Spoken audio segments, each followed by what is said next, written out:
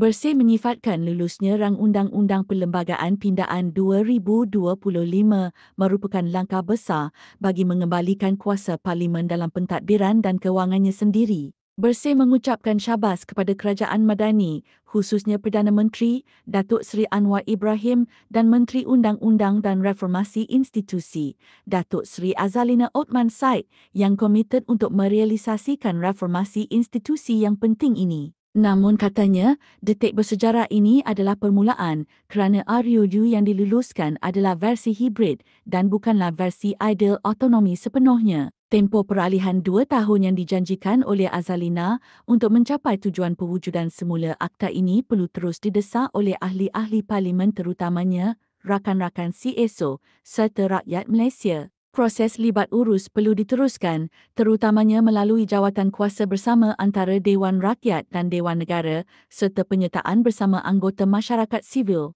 Untuk pemekasaan parlimen seterusnya, Bersih menggesa pindaan terhadap peraturan mesyuarat dilakukan bagi memperkukuh fungsi jawatan kuasa parlimen. Hal ini akan memastikan ahli parlimen daripada backbencher dan pembangkang dapat menjalankan fungsi semak dan imbang yang sebenar kepada badan eksekutif sekaligus memberi tumpuan hakiki mereka untuk membahas polisi-polisi kerajaan dengan lebih berkesan.